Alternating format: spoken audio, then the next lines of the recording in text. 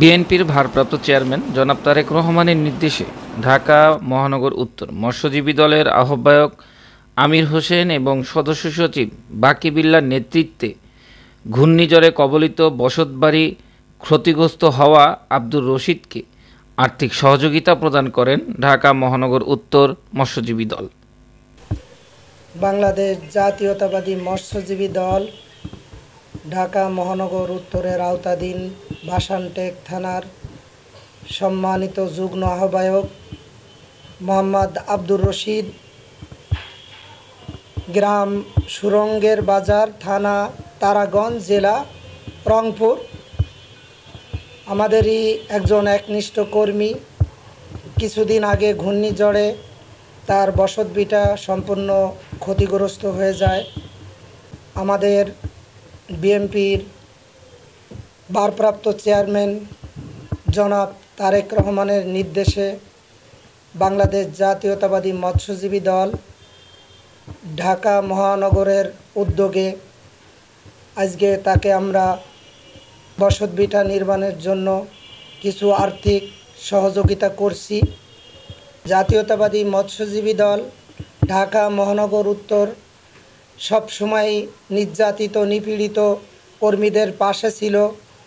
আমরা ইতিপূর্বে 5ই আগস্ট, জুলাই আগস্টে ছাত্র জনতার আন্দোলনে যারা হতাহত হয়েছিল, আমাদের দলের মধ্যে যারা শাহাদাত বরণ করেছে এবং যারা গুলিবিদ্ধ এখনও চিকিৎসারত অবস্থায় আছে, ইনশাল্লাহ আমরা তাদেরকে মৎস্যজীবী দল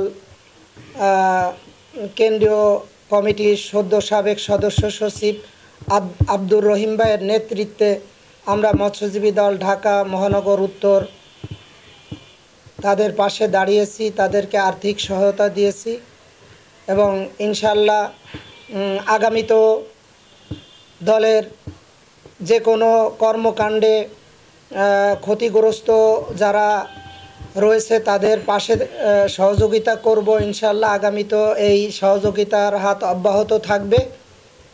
জাতীয়তাবাদী মৎস্যজীবী দল সবসময় দলের দুর্দিনে আন্দোলন সংগ্রামে সবসময় আমরা রাজপথে ছিলাম এবং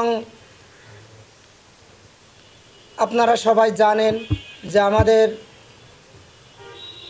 বিএনপির প্রতিষ্ঠাতা শহীদ রাষ্ট্রপতি জিয়াউর রহমান বীরুত্তমের 44তম শাহাদাত বার্ষিকী চলছে। আমরা আজকের এই দিনও এখানে বসে শহীদ রাষ্ট্রপতি জিয়াউর রহমানের আত্মার মাগফিরাত কামনা করছি এবং তার জন্য সবাই দোয়া করব, আল্লাহ পাক যেন তাকে বেহেশতের সুমহান মর্যাদা দান করেন। পাশাপাশি আরাফাত রহমান কোকো, তিনি আমাদের মাঝে নেই, আমরা দোয়া করি আল্লাহ পাক তাকে জান্নাত দান করুন। আমাদের আপসহীন দেশনেত্রী বেগম খালেদা জিয়া, তাকে পরিপূর্ণ সুস্থতা দান করে আবার আমাদের মাঝে ফিরিয়ে দিন। বিএনপির ভারপ্রাপ্ত চেয়ারম্যান জনাব তারেক রহমান, তিনি দীর্ঘ 17টি বছর ধরে এখনও বাইরে অবস্থান করছেন।